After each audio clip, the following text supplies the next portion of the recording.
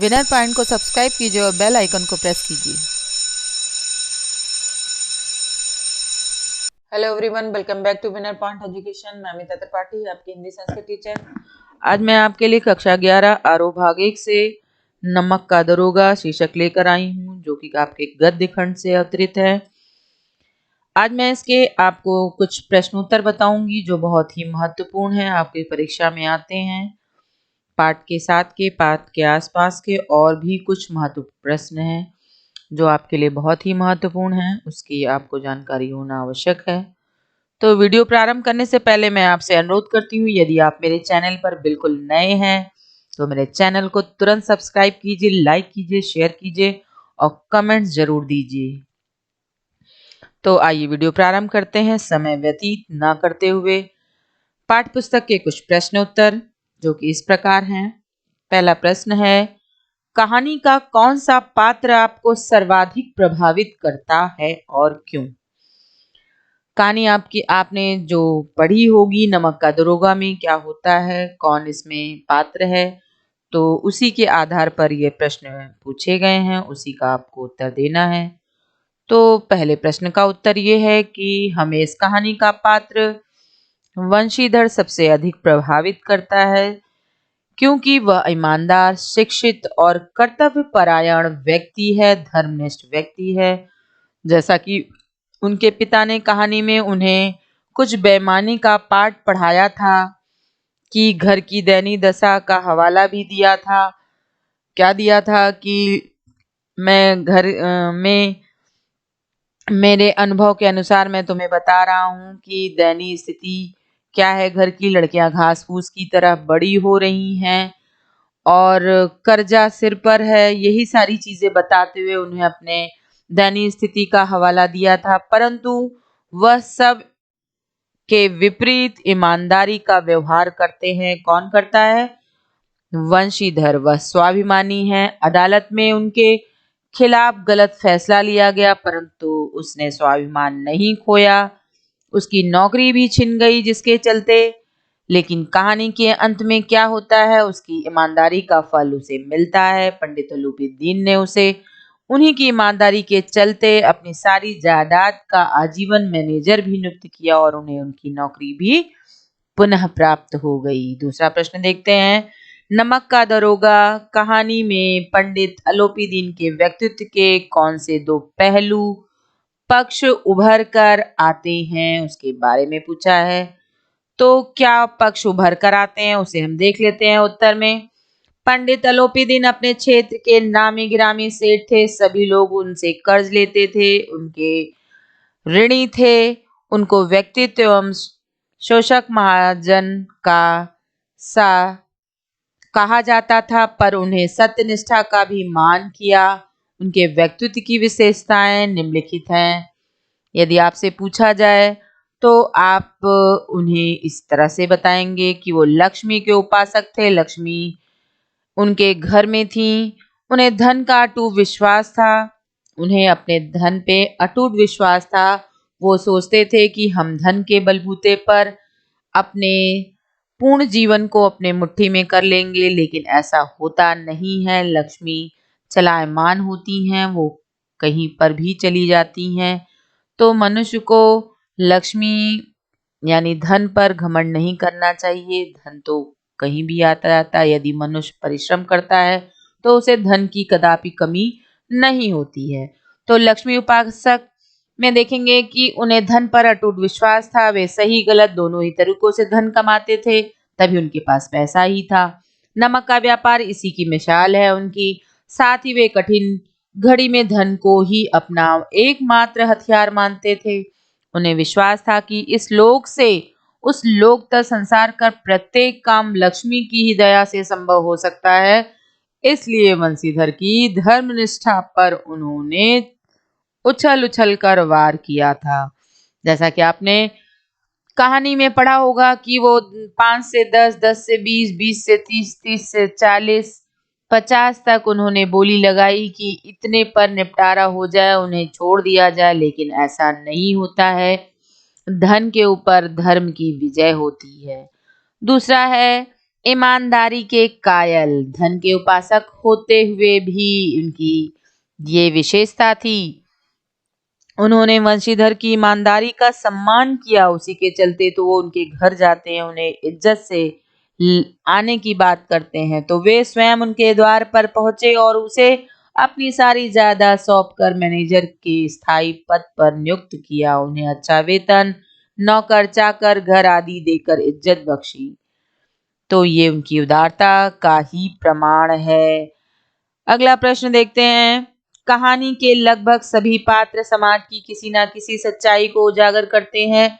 निम्नलिखित पात्रों के संदर्भ में पाठ से उस अंश को उद्धृत करते हुए बताइए कि यह समाज की किस सच्चाई को उजागर करते हैं।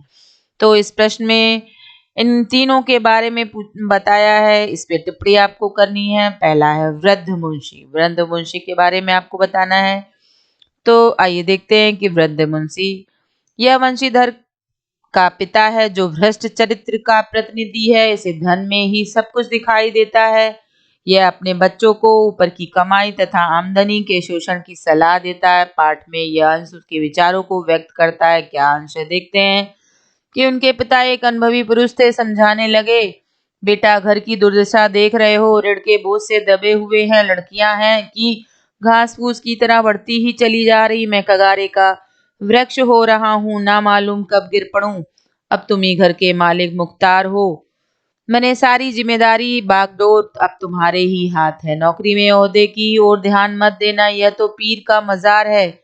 निगाह चढ़ावे और चादर पर रखनी चाहिए। ऐसा काम ढूंढना जहाँ कुछ ऊपरी आय हो। मासिक वेतन तो पूर्णमासी का चांद है जो एक दिन दिखाई देता है और घटते घटते विलुप्त हो जाता है। ऊपरी आय बहता हुआ स्रोत है जिससे सदैव प्यास बुझती है। वेतन मनुष्य देता है, इसी से उसमें वृद्धि नहीं होती है, लेकिन ऊपरी आमदनी ईश्वर प्रदत्त है, इसी से उसकी बरकत होती है। तुम स्वयं विद्वान हो, तुम्हें क्या समझाऊं, इस विषय में विवेक की बड़ी आवश्यकता होती है।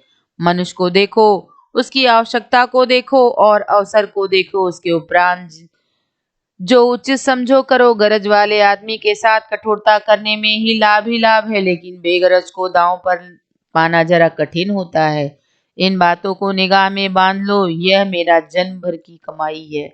उन्हें समझाते हैं कि ये तो मेरे जन्म की कमाई है, मैं उसी के अनुभव से तुम्हें यह मैं बता रहा हूँ। वे बेटे द्वारा रिश्वत न लेने पर उसकी पढ़ाई लिखाई को व्यर्थ मानते हैं। पढ़ना लिखना सब अकारण गया, ऐसा कुछ उनका विचार था। अब दूसरे पात्र इसमें वकील के बारे में पूछा है कि वकील समाज के उस पेशे का प्रतिनिधित्व करते हैं जो सिर्फ अपने लाभ की फिक्र करते हैं।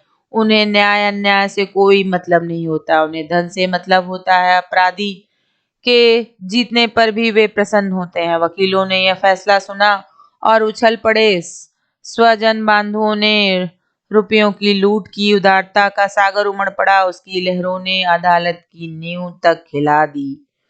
वकीलों ने नमक के दरोगा की चेतावनी तक दिलवा दी। क्या दी? कि यद्यपि नमक के दरोगा मुंशी बंशीधर का अधिक दोष नहीं है, लेकिन यह बड़े खेद की बात है कि उसकी उद्दंडता और विचारहीनता के कारण एक भले मानस को झेलना पड़ा, ऐसा उनका सोचना था।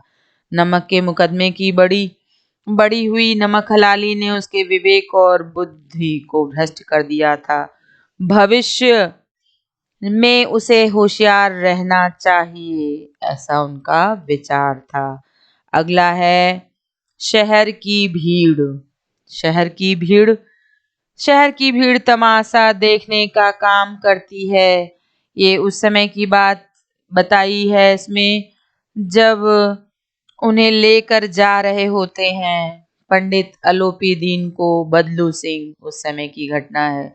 तो शहर की भीड़ किस तरह से उमड़ती है उसी पर बताया गया है कि शहर की भीड़ तमाशा देखने का काम करती है। उन्हें निंदा करने व तमाशा देखने का मौका चाहिए, उनकी कोई विचारधारा नहीं होती है।